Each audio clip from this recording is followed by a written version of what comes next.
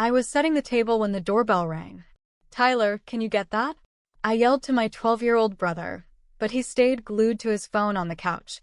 Mom was finishing the mashed potatoes in the kitchen of our suburban Portland home, and Dad had just walked in from the garage, wiping his hands on a rag. It was just the four of us this year, smaller after Grandma passed. When Dad opened the front door, I heard a quiet, tired voice. "I'm real sorry to bother you folks on the holiday. Any chance you could spare a little food? Haven't had a proper meal in 2 days." Dad stepped outside and closed the door behind him. 5 long minutes passed. When he came back in, his jaw was set. "There's a man out there who's hungry. Name's Ed Harlan." I talked with him, polite, stepped back to give me space, no pressure. I even noted his details for our peace of mind. "I'm inviting him in for dinner." Mom crossed her arms fast. "Mark, we don't know him. Think of the kids. Safety first." I nodded, stomach tight. "Dad, maybe just give him a plate to go? This is our family Thanksgiving."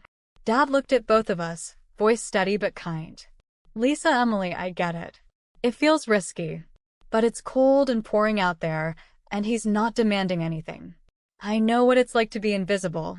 I grew up broke in Eastern Oregon, and people looked right through me. One teacher saw me, stayed after school, pushed me to college. Without that chance, I wouldn't have this house, you two, or Tyler." After a tense minute, Dad opened the door again. "Mr. Harlan, please join us. No one should eat alone today." Ed stepped inside, late 60s, thin, gray beard, kind blue eyes that had seen too much. His jacket was patched, boots worn thin. "Thank you, sir. Folks call me Ed. I won't be any trouble." He washed up, and Dad lent him a clean flannel shirt. We sat down to turkey, stuffing, and cranberry sauce. The meal started quiet. When we went around saying what we were grateful for, Ed spoke softly. "I'm grateful for people who still see a human being when everyone else looks away." Then Dad asked where Ed was from. "Taught 5th grade at Lincoln Elementary for 28 years. Dad's fork froze.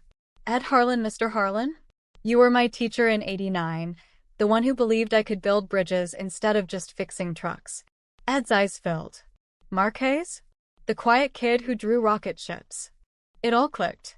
This stranger was Dad's old elementary teacher, the man whose extra help and belief had pulled Dad out of poverty.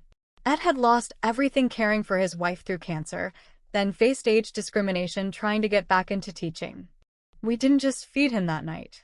Dad helped him connect with legal aid and veteran benefits he qualified for. Mom drove him to renew his teaching credentials. I researched housing vouchers. Tyler even let Ed tutor him in math. Ed stayed in our guest room for 6 weeks while county services found him a clean studio apartment nearby. Now, a year later, Ed mentors at-risk kids at the community center we all volunteer at together. He's subbing again and feels like the grandpa Tyler never had. Last Thanksgiving, as we held hands around the table, Ed said quietly, "You didn't just give me a meal, you gave me back my purpose." I learned compassion isn't always convenient or risk-free, but choosing it anyway completes the circle.